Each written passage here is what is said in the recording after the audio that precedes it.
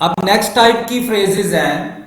ये फ्रेजेस हम क्यों सीख रहे हैं कि आगे सेंटेंस बनाने में हमारा जो सेंटेंस है वो बहुत मैच्योर हो और बिल्कुल सिंपल सा सेंटेंस जैसे हम बनाते हैं वैसे ना हो, इसलिए ये कुछ टेक्निक्स हम सीख रहे हैं। फिर जब सेंटेंस स्टार्ट होगा आपका तो फिर हमारा सारा फोकस सेंटेंस पे होगा। उस सेंटेंस के जो बिल्डिंग ब्लॉक्स हैं, कुछ उसकी बेसिक्स हैं, वो अभी हम देख रहे हैं। इन्फिनेटिव फ्रेज क्या होती है? सबसे पहले तो हमें पता होना चाहिए कि इन्फिनेटिव क्या है। देखिए सिंपली आपको बता देते हैं कि किसी वर्ब से पहले जब हम टू यूज करते हैं, to build, to help, to fit, to dance, to plus first form, इसको इन्फिनेटिव कहते हैं। जब टू के बाद फर्स्ट फॉर्म आती है तो ये नाउन वाला मीनिंग देना शुरू हो जाती है। डेफिनेशन है an infinitive phrase is a noun phrase. ये भी एक नाउन फ्रेज ही होती है जो कि इन्फिनेटिव से शुरू होती है, उसमें इन्फिनेटिव पाया जाता है। तो जब टू के बाद फर्स्ट फॉर्म हम लेते हैं तो ये एक नाउन वाला रोल प्ले करना शुरू हो जाती है। ही हेल्प्ड, उसने हेल्प किया रूफ को बिल्ड करने में। टू बिल्ड, टू बिल्ड का मतलब है कंस्ट्रक्शन, नाउन है, ये नाउन वाला मीनिंग देगा। वर्ब से पहले टू आ जाएगा, इसको कहते हैं infinitive. He helped to build the roof, उसने रूफ की जो कंस्ट्रक्शन है, टू बिल्ड का मतलब है कंस्ट्रक्शन, नाउन बन गया ना में।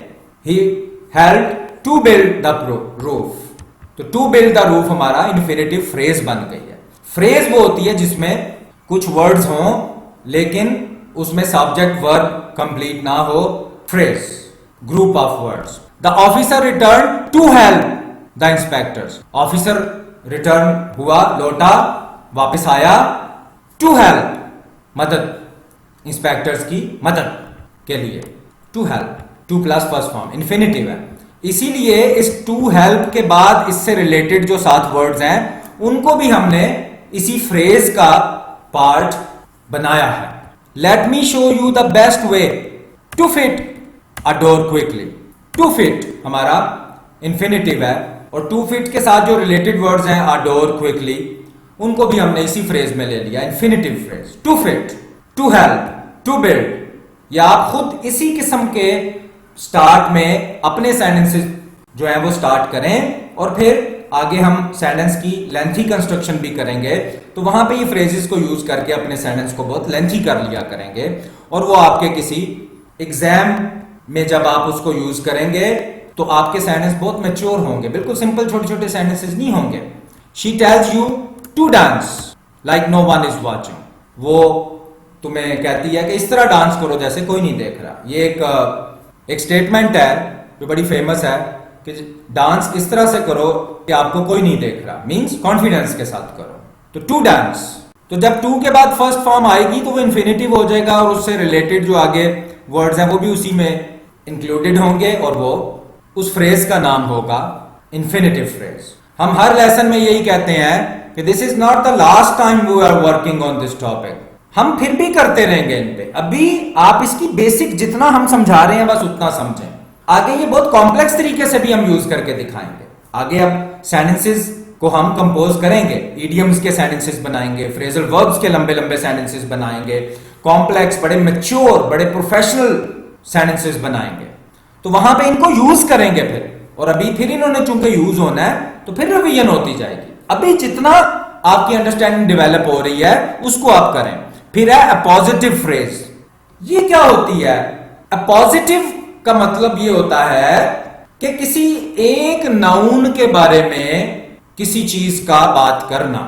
अब देखें जो डेफिनेशन होती है वो बड़ी मुश्किल लगती है, लेकिन जब हम उसको एग्जाम्पल से समझते हैं तो बड़ा आसान हो जाता है। पहले डेफिनेशन देख लेते हैं। An appositive phrase restates and defines a noun, यानी अपॉजिटिव फ्रेज क्या करती है? किसी नाउन को दोबारा बता देती है, एक ही नाउन को दोबारा बता देती। इसका इट कंसिस्ट्स ऑफ वन और मोर वर्ड्स, इसमें वन वर्ड भी हो सकता है, ज्यादा वर्ड्स भी हो सकते हैं। तो डेफिनेशन से पता नहीं चलता कि ये क्या बात हो रही है, तो हम एग्जाम्पल से देख लेते हैं। ये देखें, my favourite pass time. Pass time होता है जो आपका हॉबी होता है, जो आपका मशगला होता है, जो आप अपने लेजर टाइम में करते हैं, फ्री टाइम में करते हैं। तो मेरा जो फेवरेट पास टाइम है, मेरा जो फेवरेट हॉबी है, सरप्राइजेस सम पीपल, ये कुछ लोगों को हैरान कर देता है। अब आपने देखा मैंने ये वाला वर्ड बीच में नहीं पढ़ा है। अब ये वर्ड है क्या? ये वर्ड बेसिकली पास टाइम ही है। आप गौर करें, माय फेवरेट पास टाइम, और वो पास टाइम क्या है? गार्डनिंग। यानी गार्डनिंग और पास टाइम एक ही वर्ड है दोनों। तो पास टाइम की डिटेल बताने के लिए गार्डनिंग बोला गया। हम इसको ऐसे पढ़ सकते हैं, माय फेवरेट पास टाइम, मेरा फेवरेट जो हॉबी है जो कि गार्डनिंग है, वो सबको हैरान कर देता है। यानी गार्डनिंग और पास टाइम एक ही नाउन है। यानी गार्डनिंग किसको डिफाइन कर रहा है? पास टाइम को। नेक्स्ट आप देख लें, उसमें अगर ज्यादा अच्छी समझ आ जाए तो वहां से बाकी सब आप समझ लेना।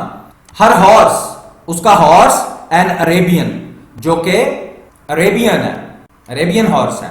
अब आप गौर करें, हॉर्स भी उसी जानवर के लिए यूज हुआ है और एन अरेबियन भी उसी जानवर के लिए यूज हुआ है। यानी ये दोनों, एन अरेबियन भी और हॉर्स भी, किसी एक नाउन को बता रहे हैं। तो ये क्या हो गया? ये अपोजिटिव हो गया। अपोजिटिव का मतलब है कि सेम नाउन की तरफ इशारा करना। अब एन अरेबियन भी घोड़ा ही है और हॉर्स भी घोड़ा ही है। तो हॉर्स की डिटेल बताई हमने कि वो कौन सा हॉर्स है? अरेबियन हॉर्स है। तो ये जो फ्रेज है एन अरेबियन, टू वर्ड्स की फ्रेज है, ये पॉजिटिव फ्रेज हो गई। क्यों? क्योंकि ये हॉर्स के लिए यूज हो रही है। हॉर्स और एन अरेबियन, ये दोनों एक ही नाउन के लिए यूज हो रहे हैं। Was her pride and Joy, उसका घोड़ा जो कि अरेबियन था। अरेबियन और हॉर्स ये दोनों एक ही वर्ड्स हैं। अरेबियन इसलिए आया कि हॉर्स की डिटेल बताई जा सके कि कौन सा हॉर्स है वो, वरना एन अरेबियन और हॉर्स ये एक ही नाउन के लिए यूज हुए हैं। Was her pride and Joy, वो उसका प्राइड भी था, उसका जॉय भी था। अ चीता, नाउन है चीता। द फास्टेस्ट लैंड एनिमल, खुद बताएं कि ये द फास्टेस्ट लैंड एनिमल किसके लिए यूज हुआ है? चीता के लिए। तो ये फ्रेज और चीता ये एक ही चीजें हैं। जब किसी फ्रेज के जरिए दोबारा किसी नाउन को लिखा जाए तो वो फ्रेज बन जाती है positive phrase. The fastest land animal, basically आपने चीता को ही दोबारा लिखा है। तो द फास्टेस्ट लैंड एनिमल अपने से पीछे मौजूद नाउन को ही दोबारा बता रहा है, रीस्टेट कर रहा है, दोबारा बता रहा है। यानी आप कह सकते हैं कि इसमें चीता दो दफा आया, एक तो ये चीता लिखा हुआ है और दूसरी दफा द फास्टेस्ट लैंड एनिमल भी चीता को ही कहा गया है। ये पॉजिटिव फ्रेज हो गई। Can run 70 miles an hour. Miles English में माइल कहते हैं, ज्यादा हो तो माइल्स, मील नहीं वर्ड होता, माइल। अचीता जो कि फास्टेस्ट लैंड एनिमल है, फास्टेस्ट लैंड एनिमल भी चीता ही है बेसिकली, ये दो दफा लिखा गया। Can run. माई आइडिया, और मेरा आइडिया क्या है? A recycling bin for the office. Office में एक रिसाइकलिंग बिन, रिसाइकलिंग बिन होती है कि ऑफिस में या किसी जगह पे एक बिन होती है, उसमें आप जो ट्रैश पेपर है, जो प्लास्टिक बॉटल्स हैं, गिलास बॉटल्स हैं, एल्यूमिनियम टिन है जो सॉफ्ट ड्रिंक्स वगैरह के लिए यूज होती हैं, तो वो आप उस बिन में डाल देते हैं ताकि इसको किसी रिसाइकलिंग प्लांट की तरफ भेजा जा सके और वहां पे रिसाइकल होके और कुछ प्रोडक्ट्स बन जाएं। अब आपका जो आइडिया है वो क्या है कि ऑफिस में एक रिसाइकलिंग बिन हो। अब a recycling bin for the office और आइडिया ये दोनों एक ही लफ्ज है। आइडिया आपका क्या है? A recycling bin for the office. तो आइडिया और a recycling bin for the office ये दोनों एक ही चीजें हैं। तो चूंकि a recycling bin for the office idea को ही एक्सप्लेन कर रही है, तो ये पॉजिटिव फ्रेज होगी, यानी अपने से पीछे वाले नाउन को ही दोबारा ये बता रही है, लिख रही है। Was accepted by the boss, boss की तरफ से वो एक्सेप्ट कर लिया गया मेरा ये idea. The Florida panther, noun क्या है? पैंथर। फ्लोरिडा आपको पता है एक स्टेट का नेम है। तो अपने कैपिटल वाले लेक्चर्स में हमने ये पढ़ा है कि कोई भी स्टेट का नाम हो, अगर सिटी का नेम हो, कंट्री का नेम, तो वो कैपिटल उसका फर्स्ट लेटर होगा। तो ये उन लेसन्स में आपको पढ़ के आना चाहिए।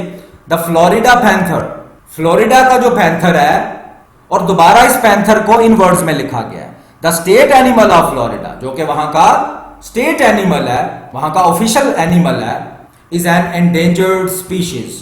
अब वो स्पीशीज जो है, वो नस्ल जो है वो खत्म हो रही है। एंडेंजर्ड होता है जो अब बस खत्म हो रहा हो दुनिया से।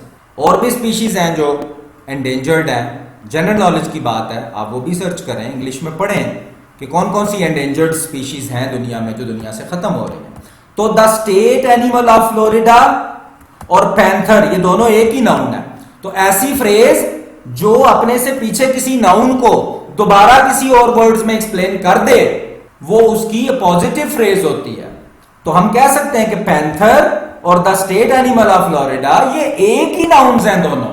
अब जो अपोजिटिव फ्रेज होगी जो कि अपने से पीछे वाले नाउन को ही दोबारा किसी वर्ड्स में एक्सप्लेन कर रही होगी उसको हम कॉमास के साथ लिखेंगे। उसके स्टार्ट में भी कॉमा आएगा और उसके खत्म होने पर भी कॉमा आएगा। तो यहां तक आप इन्फिनेटिव फ्रेजेस भी आपने पढ़ी है, पॉजिटिव फ्रेजेस भी पढ़ी और इनका अभी आगे सेंटेंसेस कंपोज करते हुए बहुत ज्यादा यूज होगा।